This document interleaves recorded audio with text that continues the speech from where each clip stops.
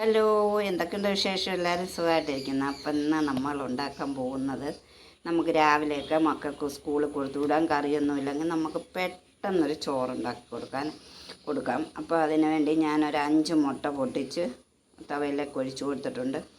ആ മുട്ടയെല്ലാം ഒന്ന് ചെറുതായിട്ടൊന്ന് മൊരിഞ്ഞ് വരട്ടെ. അതിന് ശേഷം നമ്മൾ ഇറക്കാവുള്ളൂ. ലേശം കുരുമുളക് പൊടിയും ലേശം ഉപ്പ് ഇട്ട് കൊടുക്കുക. കുരുമുളക് പൊടി ആവശ്യത്തിന് ഇഷ്ടമുണ്ടെങ്കിൽ കൂടുതൽ വേണമെങ്കിലും ഇട്ട് കൊടുക്കാം. എന്നിട്ട് ഇതെല്ലാം കൂടി ഇട്ട് കുരുമുളക് പൊടിയും ഉപ്പും ഇട്ടതിന് ശേഷം അത് ചെറുതായിട്ടൊന്ന് ഇളക്കി കൊടുക്കുക. വലുതായിട്ടങ്ങ് ഇളക്കരുത്, ഒരറ്റത്തൂന്ന് ചെറുതായിട്ടൊന്ന് ഇളക്കി കൊണ്ടുവരും. അപ്പോൾ അത് വലുതായിട്ട് പൊടിയാതെ ഒരു പരുവ് നമുക്ക് കിട്ടും. അപ്പോഴത്തേക്ക് നമുക്ക് ചോറിനകത്തൊക്കെ ഇടുമ്പോൾ അതൊന്ന് കടിക്കാനൊക്കെ കിട്ടും. അപ്പോൾ അതുപോലെ ഇരിക്കും. അത് എല്ലാവർക്കും അന്നേരം മക്കൾക്ക് ഇഷ്ടപ്പെടും.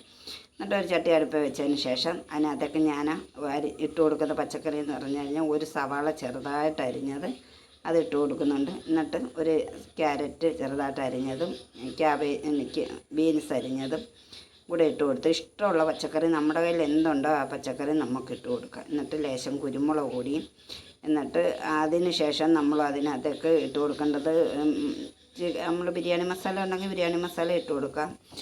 ഞാൻ ലേശം ബിരിയാണി മസാല ഇട്ട് കൊടുക്കുന്നുണ്ട്. 1 സ്പൂണ് സോയാ സോസ് ഒഴിച്ച് കൊടുത്തതിന് ശേഷം ഉപ്പും ഇട്ടൊന്ന് ഇളക്കി അതെല്ലാം നന്നായിട്ടൊന്ന് വെന്ത് വാടട്ടെ, നല്ലോണം ഒന്ന് വാടട്ടെ. വാടിക്കഴിയുമ്പോഴത്തേക്ക് നമുക്ക് നമ്മളുണ്ടാക്കി വെച്ച മുട്ട അതിലേക്ക് ഇട്ട് കൊടുക്കാം. എന്നിട്ട് തലേന്ന് രാത്രി ചോറ് വേവിച്ച് വെച്ചിരുന്ന അത്രയും നല്ലതായിട്ട് ഒന്നേലൊന്നും മുട്ടാതെ കിട്ടും. അങ്ങനെ വേവിച്ച് വെച്ച ചോറുണ്ടെങ്കിൽ അത് ഇട്ട് കൊടുക്കുക.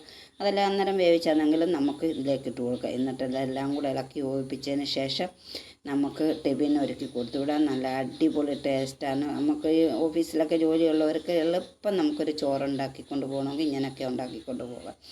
ഒരു സലാഡും ഒക്കെ ഉണ്ടെങ്കിൽ നല്ല സൂപ്പർ ടേസ്റ്റിലുള്ളൊരു ചോറാണ്. എല്ലാവർക്കും ഇഷ്ടപ്പെട്ട് കാണുമെന്ന് വിശ്വസിക്കുന്നു. ഇഷ്ടപ്പെട്ടാൽ ലൈക്കും ഷെയറും സബ്സ്ക്രൈബും ചെയ്യുക.